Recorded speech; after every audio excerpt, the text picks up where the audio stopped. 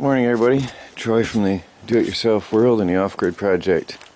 It was 26 degrees last night, bitter cold. It's really cold out right now. I want to see the damage done. The flowers up against the house and under the roof line are okay, and the herbs, but this flower has sustained some damage. Looks like most of the herbs are fine, but they're up close to the house. That one looks really happy. That's the catmint that we bought, really pretty. We picked it up not too long ago. Don't know if the aloe is going to make it or not. See over here, the lettuce is looking good. Lettuce is pretty tough. Not even phased a bit by that. Uh-oh, we got slugs or snails or something. Gonna have to figure out what's doing that and stop them. Already starting to lose our plants to pests. The flowers have been really badly damaged. I don't know if they can recover. They've all been flattened by the freeze. That one, you can see there's major cell damage in the plant. It's probably all gone, all the flowers. And this was, I transplanted these from the same environment to here. So, look at that, destroyed. I just brought these over from the same environment, just in the same weather as we have. So they would have died there or here. This was a bad, deep freeze late in the season. So I think we've lost all of our flowers. Everything is destroyed. Look at that. Completely wrecked. It was really cold. I think it was around 11 o'clock. It was already 30 degrees and dropped down to 26 and stayed down. So we had a long, deep freeze at night. I forgot to show you Melanie planted strawberries the other day. She dug out. This is where the woodpile was between these two stakes for the original owners. The previous owners had put firewood here for campfires, and Melanie dug out this area of all the grass, and she piled the grass up over here. We're going to compost that later. And she made a strawberry bed. From my experience watching strawberries grow in pine bush, they love this type of environment with the decomposing wood, and that's exactly where we put them then. And then we're going to put some wild strawberries in here as well. Some of the nicer, healthier plants. And my experience from that is we got some very hardy, very good and sweet berries. They were smaller after crossbreeding, but they were very good berries. And they survived just fine. But our potatoes are gone, and that's very sad, because that's really sad. We nurtured these. We brought these over from pine bush. And it's frustrating because we just planted them. They're a total loss. And they had potato babies. We just planted them. And we've been growing these for 2-3 months in the house. And they're gone. That, just a few days more, and if we'd have waited a few days more to plant or so, we'd have been okay. But that's sad because we've cared for these and watched them grow in the house in pots. Let's go around the rest of the house and see what it looks like. Over here, the onion in a pot that we did not yet transplant. Looks like it might be okay. It got some damage. These flowers right up by the house and under the roof edge seem to be okay. Seem to be alright over here. That one suffered some freeze, I can tell. Up front, look like they did okay. Alright. And over here in front of the chalet, looks like they might be okay. So the buildings helped retain the warmth. I thought these would be a goner for sure. No, they might be alright. Yeah, looks like they survived. Alright, let's go over to the wood shop and see how they did. Yeah, I think they're okay. The warmth of the building kept them alive. I think they're going to be okay. Let me see over here. Yeah, they look fine. The warmth of the building kept them alive. They got a little bit of damage on the edges where they hung over the edge of the pot. But that was like that before from the other day. That was already like that. I'm surprised they made it. Let's go check the apple trees. Let's see if the apple trees are any good. It was a hard freeze. I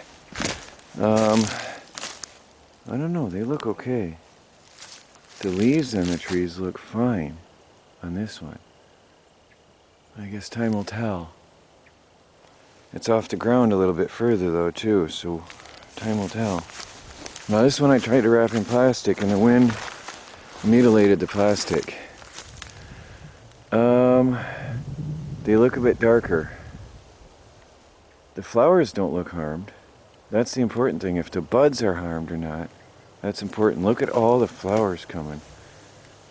Look at all the flowers. Boy, I hope this is going to be okay.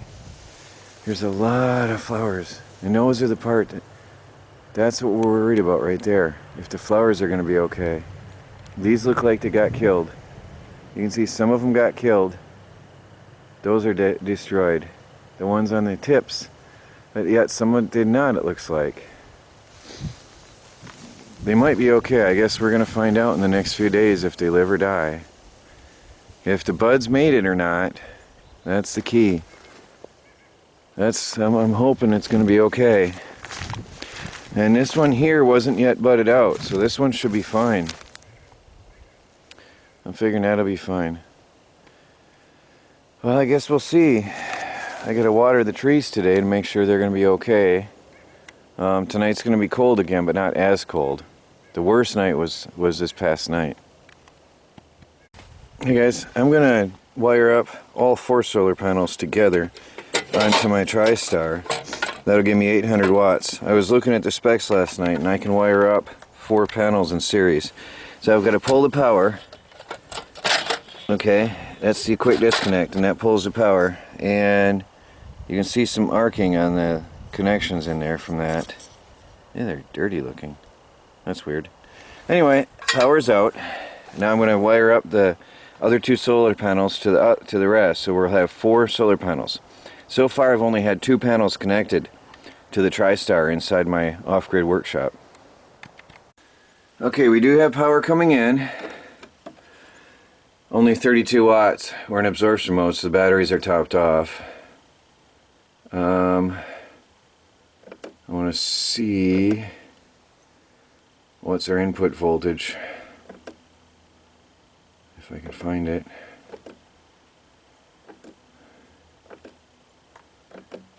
Let me find the input voltage. I'll be back in a minute. Okay, without a computer I can't read the output settings on that, so I'm going to have to get my laptop in here and get a network cable plugged in so I can read the settings. But anyway, I've got power coming in. Not much, especially we're in full sunlight right now. So all 4 solar panels on that rack are hooked up together to the TriStar. Okay, all together. And then this single panel out here laying on the ground on the left is hooked up to the Renogy. So I've got 2, 4, 6, 8. I got 1,000 watts of power coming in right now. And then the 3 little panels on the right is a Harbor Freight 45 watt set going to the 2 little batteries down here. Now one of the projects for today, I've got some wires on the ground here that I'm going to be connecting. I'm going to connect the other Autocraft batteries, the black ones, together in banks, and then I'm going to use the Bedini motor to start restoring them. And I'm going to start experimenting more with the Quanta Q3 generator as well on restoring batteries and see if I can get those voltage spikes out of the pulse motor to start doing some work for me. So that's some of the goals for today. Right now it is really, really cold, and I'm going to leave the office door open for a while and get some warmth in here from outside. It's I gotta, well, I don't have a thermometer in this room. I've got to go get a thermometer from my from somewhere. I have to unpack stuff and find a thermometer for out here. Anyway, oh, I have a laser thermometer. I was experimenting with charging capacitors using the adjustable LM317 that I got off Amazon, and we'll get back to that later. Let's see, what's the service temperature of the wood in here? 38 degrees Fahrenheit. Not very nice. Let me see what the capacitor is. 37 degrees. So, yep, reading on the metal plate here. 37 degrees. Yep, pretty cold out here in my wood shop or my workshop. So, I'm gonna go in, have breakfast with Melanie, and probably get out here and get the heater fired up and get going on work. Good morning, Melanie. Hi. She was singing happily like a bird. Hello. Melanie has this. Oh, we should do this on video one day. Yeah. Melanie has this amazing way of taking a chicken thigh and making it into a flat fillet by just using scissors. She's very patient with it, but oh, it makes some good grilling meat. Yep. Really nice. We got some beautiful flowers in the window here. That's Joyce's gift for me. Yeah, that was part of her birthday gift. And there's one. That was a, I'm sorry, because we had a bit of a bad day gift. And then there's morels that we picked over in the forest. And this is my first ever since I was a kid. Actually, I don't think I've ever picked morels. We used to pick the beefsteaks. Mom says you can't do that anymore because they're poisonous. So poison ones got mixed in and said you don't know what's what. Well, that's morels in season right now. And then over here, Melanie is making bread. Our own bread. Bread? Oatmeal bread, yes. Making her own oatmeal bread. And over here, I have taken over the entire kitchen, dining room, and I am doing seeds. So what I've got going on is I'm sorting the seeds by type. So right now we're doing all the vines, and I've got this labeled here, and I'm putting everything on paper to indicate what's growing where. And then I've got a bunch of these seed starter trays that we're going to use here and plant all of our stuff. Now this is the beginning of the second week of May, and we still have another 2 to 3 weeks before we can put stuff in the garden. So, because of the move and all the hectic chaos of everything, and we didn't have space for this stuff, I would have loved to do it earlier, but I just couldn't. And then we'd have some bigger vegetables to plant.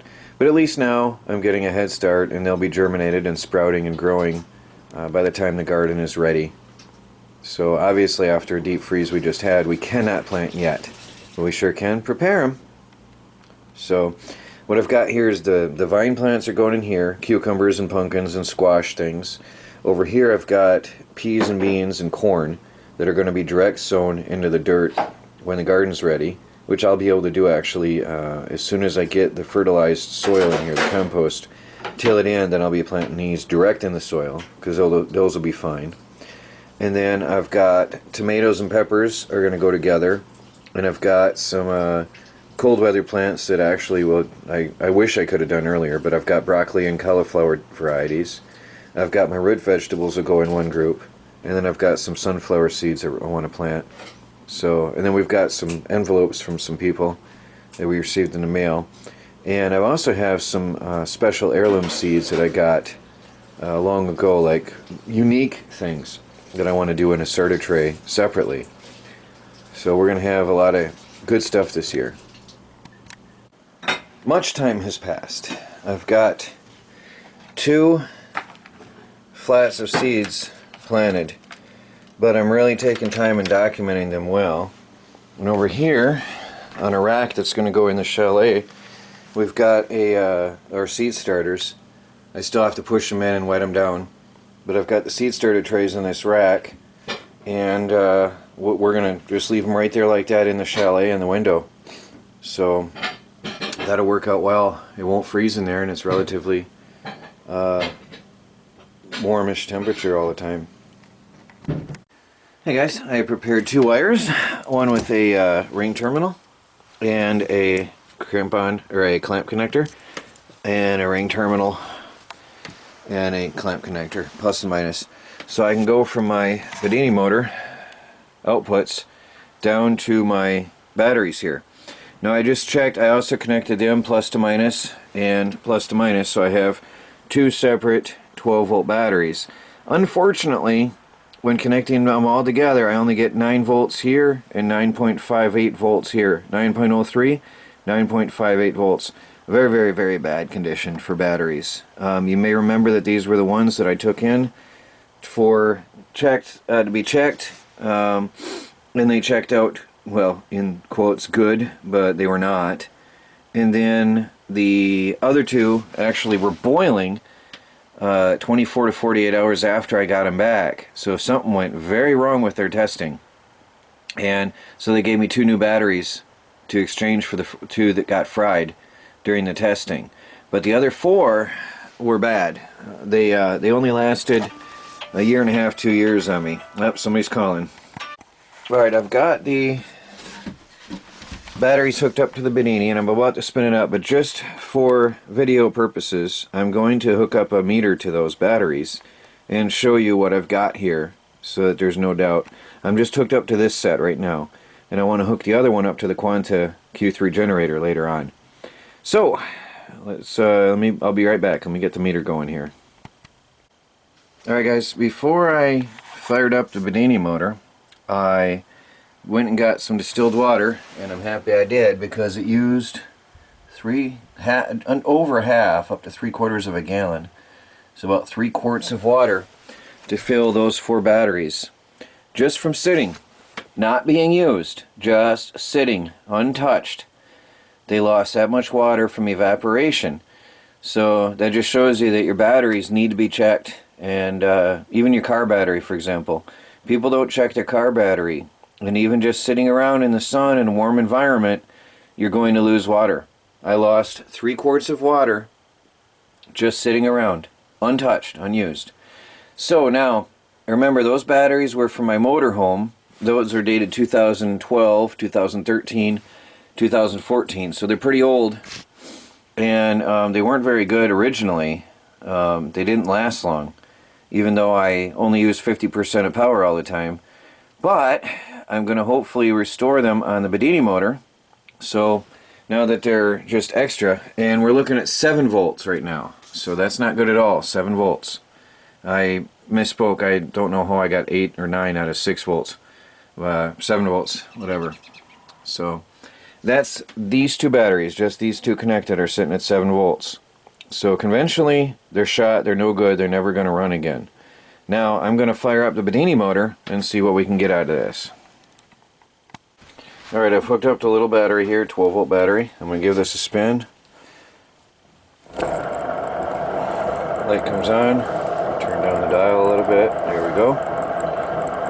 And oh, yeah, see, those are empty. That's 400 amp, or what is it, 225 amp hours of battery capacity. And I jumped up to 11.5 right away. So they are weak, very weak. And conventionally, this battery is not going to touch those batteries at all. Alright, this battery is not actually physically connected to those batteries.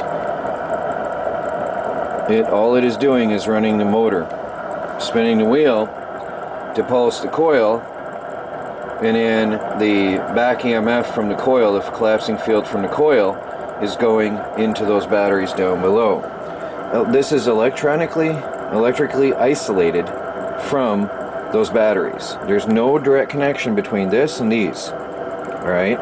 Because this is being fed to put a pulse into this coil, but then there's a diode that blocks current from flowing from this battery to that one. So only the collapsing field from that coil, which is opposite and equal force, only that opposite force and opposite voltage can travel into those batteries. So that's what we have going on here. Anyway, it's settled down a little bit lower. I'll let that run a while. Then I'm going to let it run a long time. It'll take time before this is restored. So we'll let it run until the batteries don't top off any further. And then whenever that day comes, we'll be back. Hey guys, we just made 2 more leads.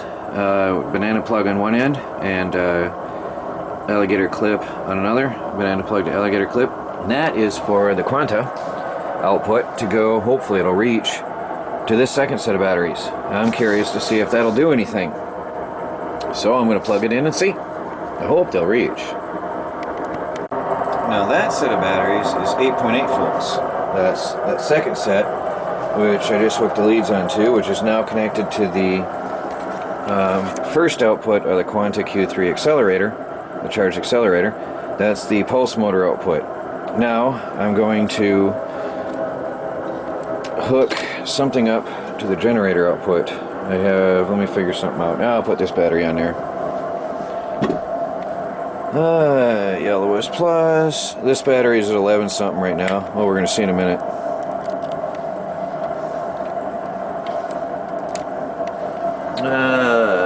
Just over 10 volts. Just under 11. Alright. So there we've got 8.8 on the golf cart batteries over here. We've got the just over 10 volts on the little tiny battery here. So here's my power lead. I don't have it don't have it connected right now. I think I'm going to put a switch on here, on-off switch for the power. So I'm going to give that a little spin. Hook up the power. Oh, that's a stiff clip. Boom. Takes off. Oh, it's quiet. Boy, it likes that. It likes those batteries. 11 point. Wow. Oh. Okay. It really likes them a lot.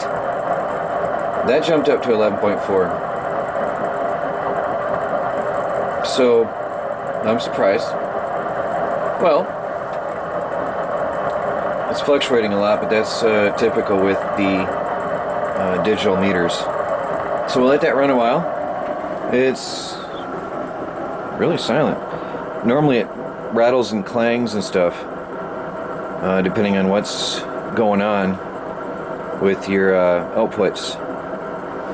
So that's 11 and a half on the big golf cart batteries, and just under 10 on this little guy.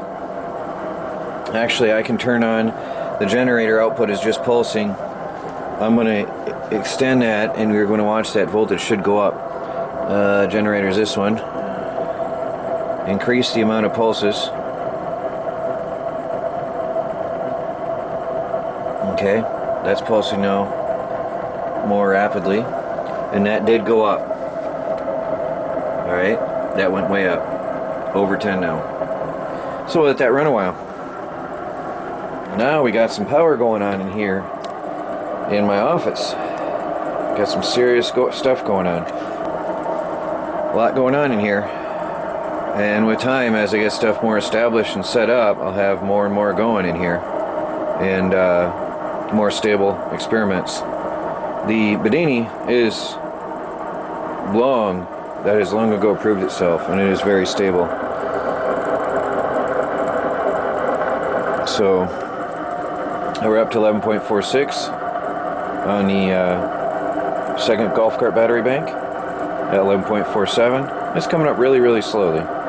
We'll let that run a while, and we'll see how it all looks later on.